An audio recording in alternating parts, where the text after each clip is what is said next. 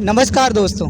आज हमारे साथ एक सज्जन बैठे हुए हैं जो ये कह रहे हैं कि तो हम वोट के बारे में जानने का उनसे प्रयास कर रहे हैं। तो उन्होंने कहा है कि मैंने जो ये उत्तर प्रदेश के अभी विधानसभा चुनाव हुए थे उनमें योगी जी को वोट दिया और वो अपने विचार बताने चाहते हैं। तो आपने योगी जी को वोट दिया, बीजेपी को वोट दिया, तो आपको कैसा महसूस हुआ, क्या सोचकर वोट दिया, क्या आपकी उम्मीदें पूरी हुई जो आप आशाएं करके आपने वोट दिए थे? बिल्कुल सर, जिस हिसाब से मैंने वोट दिया था मेरी उम्मीद बिल्कुल पूरी हुई। और योगी जी बेस्ट तो हम नहीं कह सकते उनको, लेकिन हाँ उनसे बेस्ट कोई नहीं है, ये क्लियर है। सेंटर में मोदी जी और प्रदेश में योगी जी। बाकी कानूनी व्यवस्था नंबर 1। ये कानूनी व्यवस्था ऐसा नहीं है कि हमें बसपा सरकार में देखने को नहीं मिली, बसपा सरकार में भी देखने को मिली थी। लेकिन हिंदुत्व की जो लड़ाई लड़ी जा रही है वो आज अगर नहीं लड़ेंगे तो फिर शायद है कि इसके बाद हम लड़ने के लायक भी नहीं बचेंगे। अच्छा, जैसा कि हम देखते हैं हिंदुत्व बहुत ज़्यादा ये चलता है। मान लो मेरा बच्चा है, मेरे परिवार है और मेरे घर में किसी के पास नौकरी नहीं है और आज की पीढ़ी में जहाँ तक मैं समझता हूँ लोग बाग पढ़ते हैं, शायद ये सोचकर पढ़ते हैं कि शायद आगे चलकर नौकरी लग जाएगी, तो और हम नौकरियां अब ये निकाल नहीं रहे हैं। तो इस पर आप क्या कहना चाहेंगे? इस पर जो बहुत हो हल्ला मचा हुआ, इस पर आप क्या कहना चाहेंगे?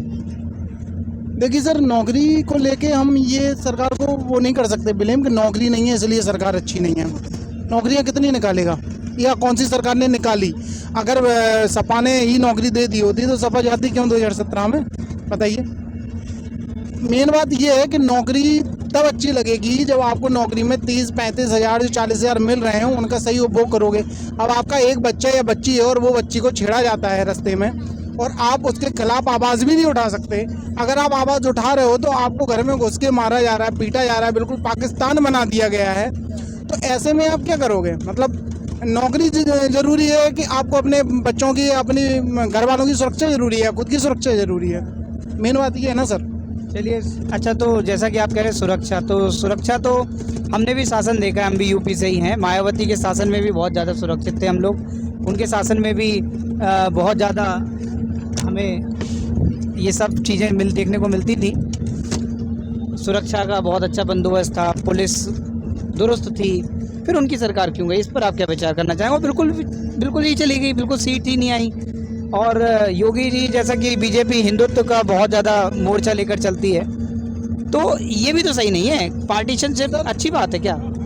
सर है क्या कि बसपा सरकार बिल्कुल अच्छी थी, लेकिन जब आप किसी व्यक्ति विशेष को लेके चलते हैं ना, किसी व्यक्ति विशेष को लेके, तो आप चाहे जितना अच्छा शासन करें आपको जाना ही है, क्योंकि एक व्यक्ति विशेष आपको कभी जिताता नहीं है। ठीक है ना, आप उसके बलबूते कभी जीत सकते हैं। अच्छा, भाजपा ये मत कहिए कि भाजपा हिंदुओं की सरकार है या सवर्णों की सरकार है। नहीं, ये नहीं कहा ना। ये हिंदुत्व की एक पार्टी, उनका विचारधारा, उनकी आइडियोलॉजी है।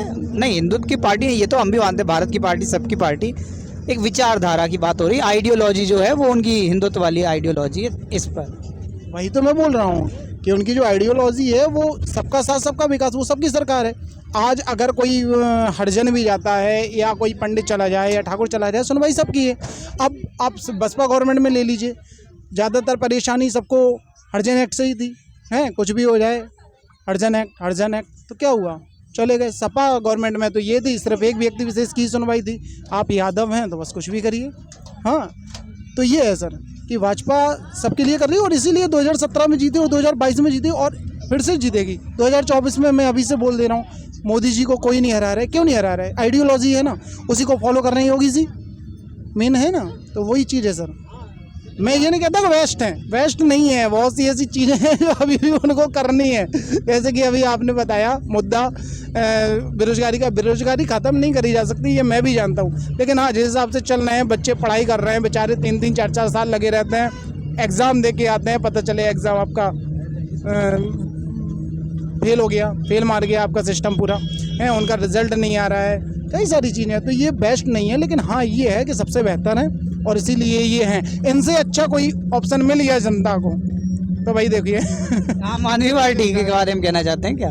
बिल्कुल सर, आम आदमी पार्टी के बारे में जितना मैंने सुना है, विशेषकर ये भाजपा के लिए क्या एक मतलब खतरे की घंटी, खतरे की घंटी है कि बिल्कुल सर, अगर आपको वेस्ट नहीं कहा जा रहा है तो सीधी बात है जनता को बेस्ट मिल नहीं रहा है। अगर जनता को बेस्ट मिला, जैसा कि आम आदमी पार्टी जैसा कि दिल्ली में काम कर रही है आम आदमी पार्टी, मेरे कई सारे दोस्त दिल्ली में रहते हैं, बताते हैं कि नहीं, और ऐसा नहीं है, हम लोग पढ़ते भी हैं तो हमें पता है कि आम आदमी पार्टी क्या कर रही है। लेकिन हाँ, जो एक बात हम हिंदुत्व की करते हैं, उसकी जो आइडियोलॉजी है, ठीक है, तो उस हिसाब से ठीक है, जो हमारी बात करेगा हम तो सीधी बात है उसी को सपोर्ट करेंगे। और ये देश है आर्यों का, ठीक है ना, खैर सेकुलरिज्म है, हम सबको अपना भाई मानते हैं, ऐसा नहीं है कि ये देश सिर्फ हम ही लोगों का है, सबका है। लेकिन वही चीज़ें इसको फॉलो कौन कर रहा है? सिर्फ बीजेपी। बाकी तो सब ये चाह रहे हैं ये देश हमारा है, ये देश हमारा है। बीजेपी कहती है ये देश सबका है, इसीलिए ये टिके हुए हैं। अच्छा, एक और मुद्दे पर हम आपकी राय जानना चाहेंगे। ऐसा मुझे लगता है पर्सनली, शायद सरकार सो रही है या ध्यान नहीं दे रही है। भाई मेरा ये मानना है कि ज़्यादातर वोट गरीब करते हैं और उनको पढ़ाई लिखाई ये सब चीज़ें बेसिक सुविधाएं मिलनी चाहिए। तो सरकारी स्कूल हर जगह नहीं पहुंच पा रहे, तो प्राइवेट स्कूल हैं, पढ़ाई सब ठीक है। अब ये बताओ, ये जो हर साल सिलेबस चेंज होता है, इसके बारे में आप क्या कहेंगे? जो हर प्रत्येक बार सिलेबस चेंज हो जाता है और पढ़ाया तो वही जाता है। ए फॉर एप्पल मैंने पढ़ा, ए फॉर एप्पल मेरे पिताजी ने पढ़ा, ए फॉर एप्पल मेरे बच्चे पढ़ रहे हैं। फिर सिलेबस में चेंज क्या होता है? एवरी ईयर भाई 5-10 साल में तो समझ में आता है कि कुछ नई चीज़ें आ गई हैं, उनको इंक्लूड करना है, बट एवरी ईयर। अब इसको गवर्नमेंट ये समझ लीजिए, जो अपने शिक्षा विभाग में बैठे हुए हैं IAS PCS वर्ग, वही डिसाइड करते हैं कि क्या करना है। एक्चुअल हम तो ये भी नहीं कह सकते कि शिक्षा मंत्री चेंज कर रहा है, क्योंकि शिक्षा मंत्री में खुद ही इतनी काबिलियत नहीं है, वो क्या चेंज करेगा? क्या उसको क्या पता सिलेबस क्या है, क्या होना चाहिए? ठीक है ना, फिलहाल उनको जो एडवाइस दी जाती है उसको बस ये है कि ठीक है उसको फॉलो करवा रहे हैं। तो ये जो चेंज हो जाता है प्राइवेट में, इस पर थोड़ी रोक लगानी चाहिए भाई। भाई गरीबों की पहुंच से बाहर हो रही शिक्षा। अब 10,000 का बैग आ रहा, क्लास 8 की बात करें तो बताइए, फीस भी दें, बैग भी भरें, हर साल चेंज करें। अगर ऐसा हो जाए, मान लो मेरे 3 बच्चे हैं, 1-1 साल का गैप है, तो मैं चाहूँगा कि मेरे बच्चा बड़ा बेटा पढ़ ले, छोटे को वही किताब मिल जाए, वो पढ़ ले, उसको मिल जाए। शायद मैंने सुना है जहाँ तक कि फॉरेन कंट्रीज़ में ऐसा चलता भी है कि स्कूल किताबें देते हैं, वो जमा करवा लेते हैं। यहाँ हर प्रत्येक वर्ष हमें किताबें खरीदनी पड़ती हैं, ये कहाँ तक वाजिब है?